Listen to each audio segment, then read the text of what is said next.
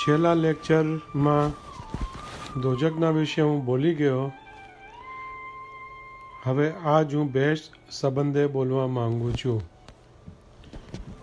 આપણે જાણીએ છીએ તેમ દોજક એટલે દુઃખ અને બહેસ્ત એટલે સુખ.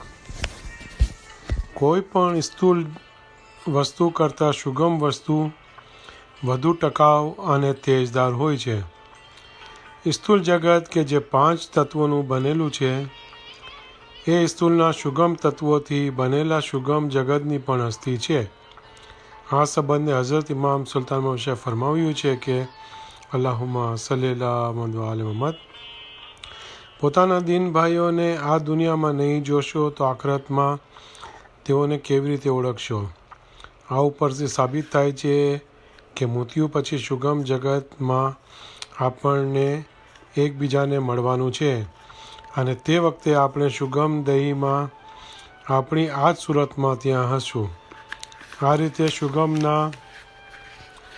સુગમ અને તેના પણ સુગમ એ પ્રકારે એકબીજાથી ચડતા તબક્કાના અને અનેક સુગમ જગતો અનંત આકાશમાં હસ્તી ધરાવે છે કે જેની ગણતરી પાક ખુદા જાણે છે.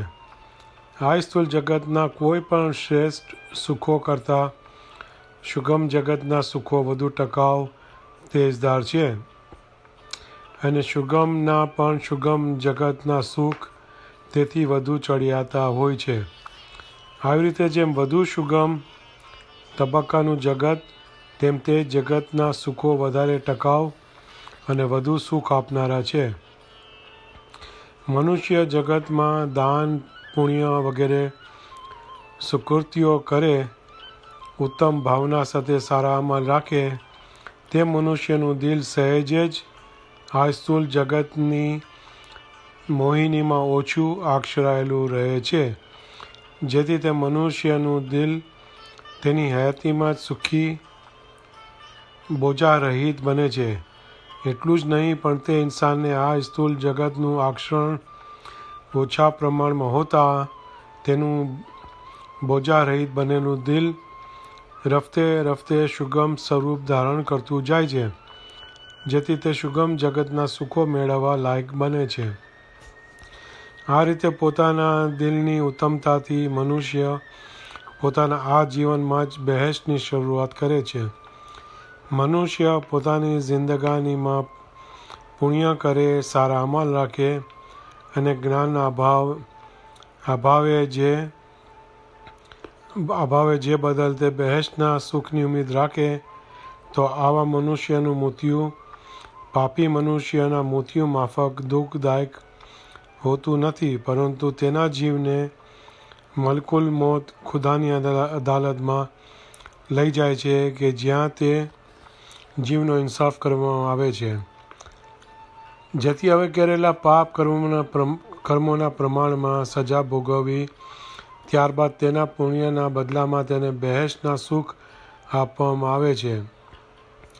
પુણ્યનો બદલો એટલે બહેશના સુખ ભોગવી લીધા બાદ જીવનને દુનિયામાં ફરી અવતાર લેવો પડે છે અને તે પણ હેવાનનો, કારણ કે લાંબો સમય બહેશમાં રહીને ઇન્દ્રિયોના સુખ ભોગવવાથી તેનું દિલ વાસનાથી રંગાઈ ગયેલું હોય છે અને જેના કારણે જ બહેશમાંથી નીકળીને તેને જાનવરનો અવતાર ધારણ કરવો પડે છે. આ સંબંધમાં હઝરત ઇમામ સુલતાન મહમદ શાહનું ફરમાન છે કે અલ્લાહુમ્મા સલ્લી અલા મુહમ્મદ વ આલે મુહમ્મદ. તે બહેશ દુનિયા જેવી છે. જો ત્યાં જશો તો તેમાંથી નીકળી હેવાન થવું પડશે. બહેશ્ત એટલે સુખનું સ્થળ એ ખરું, પરંતુ બહેશ્ત ઘણા પ્રકારની છે. અર્શે બરીને પણ બહેશ્ત કહેવામાં આવે છે, તેમજ અર્શે અઝીમને પણ બહેશ્ત કહેવામાં આવે છે. આ બહેશ્ત સ્થૂળ તેમજ સુગમ જગતથી નિરાળી છે, કારણ કે અર્શે અઝીમ એ ખુદાનું નૂરનું સ્થળ છે અને એ જ આપણા રૂહનું અસલ મકાન છે. હયાતી દરમિયાન જે દીનદાર પોતાનું દિલ પવિત્ર બનાવીને ખુદાનો પ્રેમ પાત્ર બને છે તે પોતાની હયાતીમાં જ અર્શે અઝીમ માં જઈ શકે છે. હઝરત ઇમામ સુલતાન મોહમ્મદ શાહ આ સંબંધમાં ફરમાન મુબારકમાં ફરમાવ્યું છે કે અલ્લાહુમ્મા સલ્લી અલા મુહમ્મદ. દુનિયાની એટલી કુવત નથી કે ત્યાં જઈ શકે, પણ દિલ ત્યાં જઈ શકે છે. જેનું દિલ પાક છે તેને અહીં ને અહીં જ અર્શ અઝીમ છે.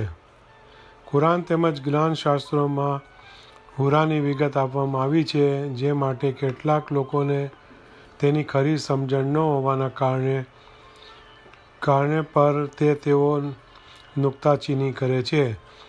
જેથી આ વિષયમાં હું સહેજ ચોખવટ કરીશ.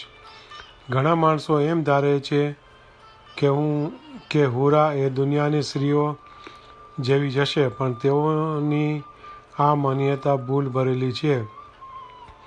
આ પ્રકારની ધારણા હોવાનું કારણ પણ એ છે કે તેઓ સ્થૂળ જગતમાં વસે છે, જેથી તેઓની દ્રષ્ટિ તેમજ બુદ્ધિ સ્થૂળમાં જ ચોંટેલી હોય છે. સમાગમ વખતે અનુભવાતું સુખ કે જે સુખ જાતે સ્ત્રી યા પુરુષ રૂપ નથી હોતું, પરંતુ એ સુખનો ઝરોતો ચૈતન્યમાંથી જ પ્રગટે છે કે જે ચૈતન્ય ન તો નારી રૂપ છે કે ન તો નર રૂપ હોય છે. ઇબાદતમાં બેસનાર પુરુષ હોય કે સ્ત્રી, પરંતુ ઇબાદત કરવાથી જે ખુદાઈ સુખ દિલમાં પ્રગટે છે, તે સુખ નર યા નારી રૂપ ન હોતા. તે સુખ મેળવવાનો સ્ત્રી તેમજ પુરુષ બંનેને સરખો જ અધિકાર રહેલો છે. હુરા એટલે આત્માના કિરણો. પરોઢિયે નૂરવેળા આત્માના કિરણો સીધા દિલ પર છવાય છે, જેથી તે સમયે આખા શરીરમાં સુખની તાસીર જણાય છે.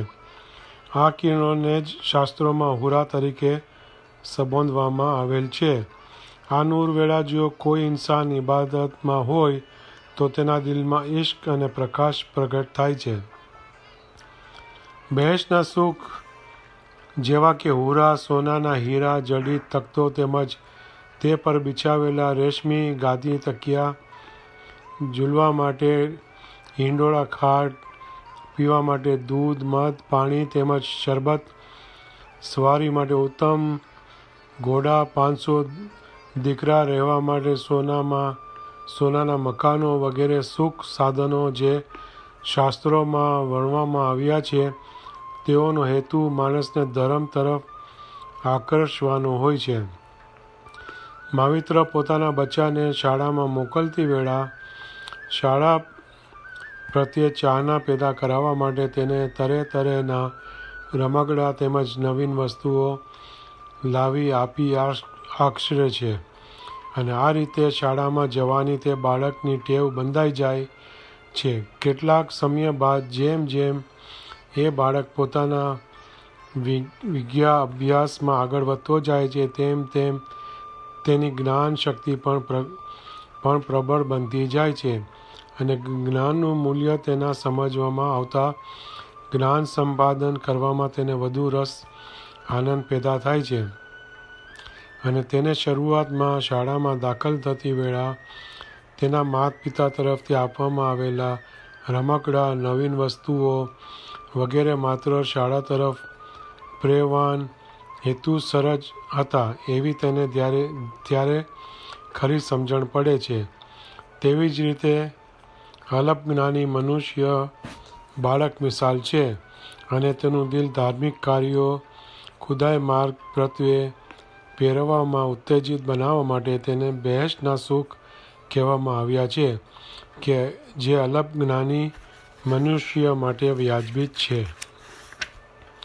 જેવી રીતે શાળામાં દાખલ થતી વેળા આપવામાં આવતા રમકડાં વગેરે આકર્ષણો કે જે પાછળથી વિઘા અભ્યાસમાં આગળ વધનાર એ જ વિદ્યાર્થીને તે નજીવા લાગે છે, તેવી જ રીતે ધર્મ રાહે આગળ વધેલા કે શાસ્ત્રોના દિલમાં ખુદાનો પ્યાર પ્રગટ થયેલો હોય છે, તેને બહેશત અને બહેશતના સુખ તદ્દન રસહીન અને તુચ્છ લાગે છે. બહેશત તેમજ તેના સુખની આશાઓ જીવને બંધનમાં જ રાખે છે, જે સંબંધે હઝરત ઇમામ સુલતાન મોહમ્મદ શાહ ફરમાવ્યું છે કે અલ્લાહુમ્મા સલ્લી અલા મુહમ્મદ. તમારા પૂર્વેના તેમજ આ જીવનના ગુનાઓએ તમને કેદખાનામાં નાખેલ છે. તમારી ઉમેદ, બહેશ્ત, હુરા, સારા મેવા, આ સર્વે આશાઓએ તમોને કેદ કરેલા છે. પણ રૂહ કેદખાનામાં યાની કે દહીંના પિંજરામાં ખુશી નથી. ખુદાના દીદાર સિવાય આ સ્થૂલ જગત અને સુગમ જગતના સઘળા સુખ અને દુઃખ કલ્પનાથી જ ઉત્પન્ન થયેલા છે, કલ્પનામાં જ ઊભેલા છે અને તેનો લય પણ કલ્પનામાં જ થાય છે. જ્યાં સુધી જીવ બંધનમાં છે ત્યાં સુધી આ સઘળા સુખ દુઃખ તેને સાચા લાગે છે અને તેની અસર પણ તેને થાય છે. પરંતુ જ્યારે જીવ ખુદામાં એકાગ્ર બની પોતાની ફેલાયેલી કલ્પનાને ખુદામાં લય કરી રૂહાની જિંદગી પ્રાપ્ત કરે છે, ત્યારે આ સઘળી હસ્તી અને તેથી જણાતા સુખ દુઃખ સપનાની જેમ કલ્પિત છે એવી તેને ત્યારે જ ખાતરી થાય છે. લેક્ચર 6 જગતની ઉત્પત્તિ જે આપણે કાલે વાંચશું.